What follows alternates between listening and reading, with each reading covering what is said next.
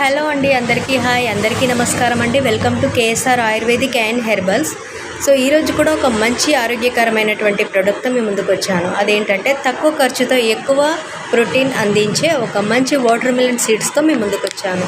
వీటిలో ఉన్న ప్రోటీన్ విషయానికి వస్తే మీరు చికెన్, మటన్ అండ్ జీడిపప్పు తిన్నా కూడా రానంత ఎక్కువ ప్రోటీన్ అయితే ఇందులో ఉంటుంది. సుమారు 100 గ్రామ్స్ వాటర్ మిలన్ సీడ్స్లో 34% హై ప్రోటీన్ ఉంటుంది.